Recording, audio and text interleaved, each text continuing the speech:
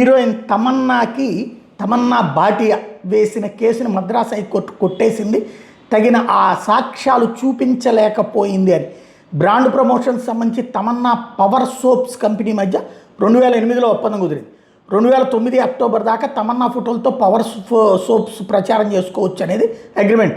అయితే ఆ ఒప్పందం గడువు ముగిసిన 2010-11లో కూడా నా ఇమేజ్లను అనధికారికంగా వాడుకున్నారని తమన్నా ఆరోపించింది. ₹1 కోటి నష్టపరిహారం డిమాండ్ చేస్తూ కోర్టులో కేసేసింది. ఆ కంపెనీ తన ఫోటోలు వాడకుండా చేయాలని కూడా తమన్నా ఇటీవల కోర్టును ఆశ్రయించింది. అయితే ఏకసభ్య ధర్మాసనం తీర్పు ఇచ్చింది. అందులో ఎక్కడ వాడినట్టు సాక్ష్యాలు చూపించలేదని దాన్ని ఛాలెంజ్ చేసింది తమన్నా. అయితే సింగిల్ జడ్జి తీర్పుని సమర్థిస్తూ పిటిషన్ ద్విసభ్య ధర్మాసనం కొట్టేసింది.